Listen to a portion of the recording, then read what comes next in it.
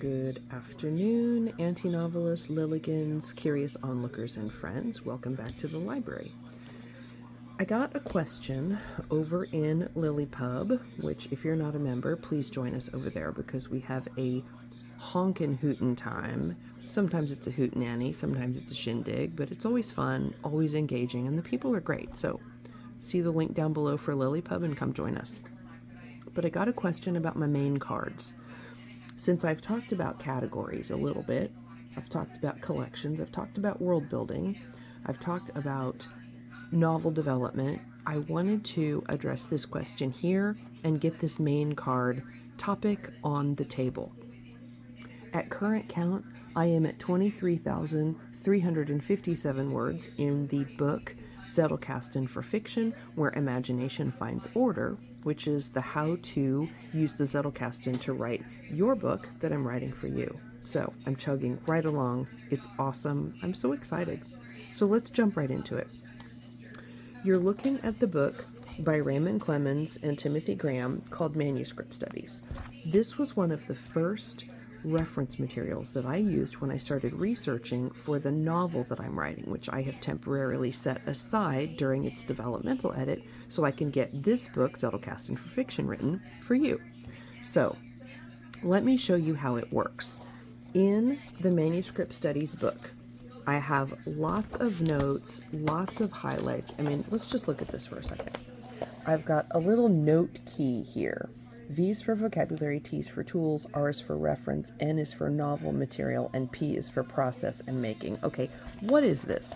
This is just a little key that I've written in here because my plan was to go through and use that key as how I highlighted and marked up this book. Yes, I did rip out the chapter labeled Part 1, Making of the Medieval Manuscript. If ripping chapters out of books turns your stomach, please look away. I admit it. I am a book destroyer. It's who I am. I won't apologize. But look at how far off the rails this goes. I've got little notes in the margins. I've got color coding and circles. All of this stuff, right? All of this interaction with this lovely text. But what did all of that get me? It got me nothing. I wrote nothing, I created nothing, there was no output. All I was doing was outlining and not interacting with the text in any real way. Here's where I really go off the rails. Holy cow, here is an entire folder full of notes.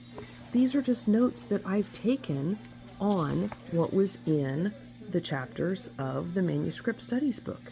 Again, what did these notes get me? Zero. Nothing. I did not write a word. It was just reading and taking notes. This is where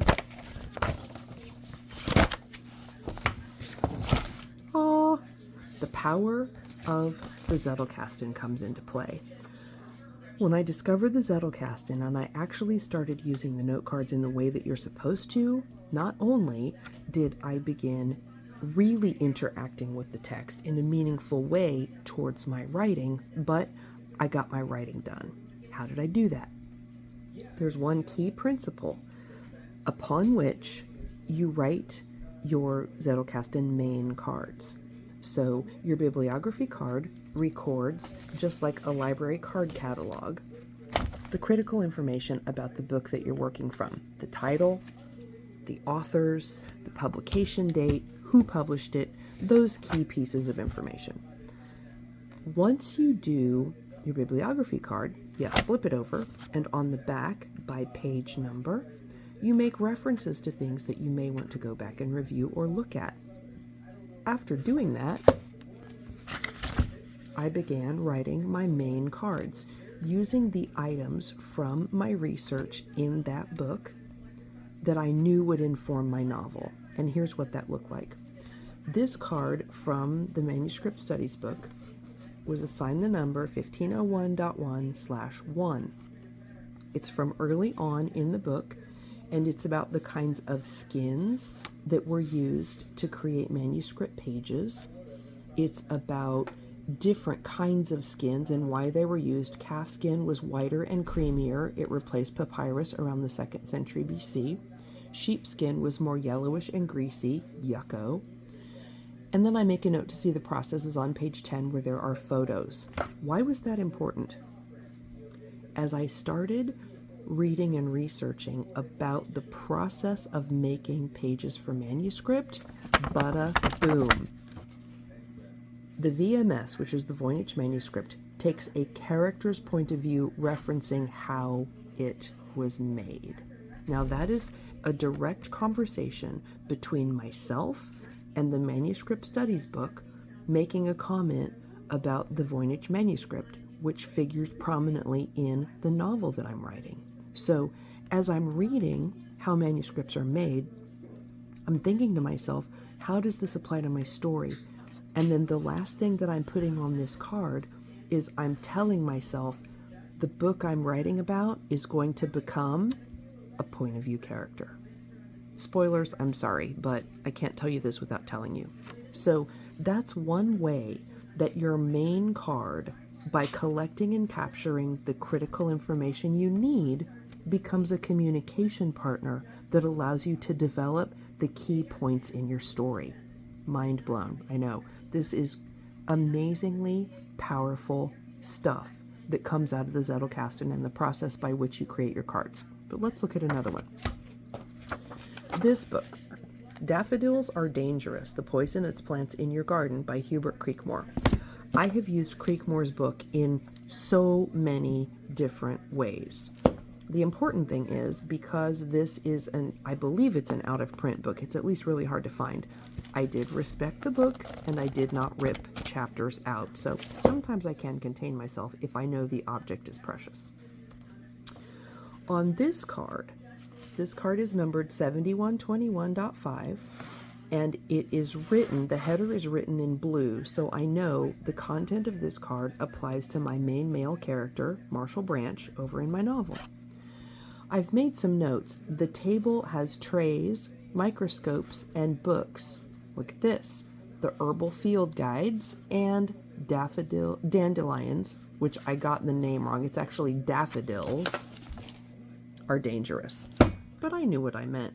So I'm making a selfie note telling me that this book is sitting on his desk as a book that he references. That gives me the material that I need to then describe the leather journal that he keeps locked in a drawer underneath his table. And I make a note to myself down below. Chapter 2, Clover Confirmation. So, as a plot point, the information in this book is what I have used to populate the information in Chapter 2, where the poisonous plants information informs what's going on in that chapter. And then, as a little bonus to myself, because remember, your main card should always have the critical information that you need or that you want to refer to. It should always have a piece of yourself or some kind of reference or information that you're telling yourself why this is important, especially in fiction writing. In nonfiction, you may not see the immediate application, but in fiction, you've got to give yourself a breadcrumb trail so that you know where you're going to use this potentially. But if you flip it, check it out. This is a sketch of Marshall Branch's study. So I'm just reminding myself, you come in the door, there is a cowhide rug with 2 wingback chairs. There's a long table, which is where he is sitting when this scene opens. And then there's his desk with a chair and a little ottoman facing the desk and a living wall of plants and windows that looks out over the cattle ranch that he lives on. So this is just a visual representation so that as I'm writing this chapter, using this information, I remember the orientation of the things in the room. So this card not only applies for how you build main cards that feed your story, it also applies to world building, because this is where I'm reminding myself, if I need to go back and look, how was his office set up again? Oh, over here, check it out. Spoiler, it's his Zettelkasten cabinet. Oh yeah, Marshall Branch uses a Zettelkasten, and it is important in the story. So that's 2 examples of how I've used the Zettelkasten research to specifically create the main cards that then give me the notes that help me write the chapters for my story.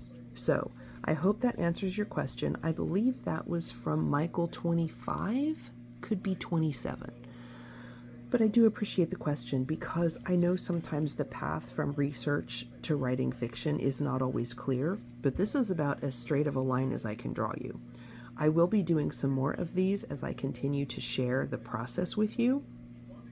But in the book, Zettelkasten for Fiction, that I'm writing for you, there is a whole section on how to go from curiosity and your zone of fascination, thank you, Scott Scheper, into your research and your reading that will inform your work and turn that into the actual chapters that you're writing for your book. So lots more to explore, and I'm packing it all into the Zettelkasten for Fiction book for you. So as always, thank you for your time. I very much appreciate all of your subscriptions and your likes and asking me questions. You guys are amazing. I appreciate each and every one of you. And I will leave you here to start thinking about your own main cards. What are you interested in that you might want to research in order to inform your own story?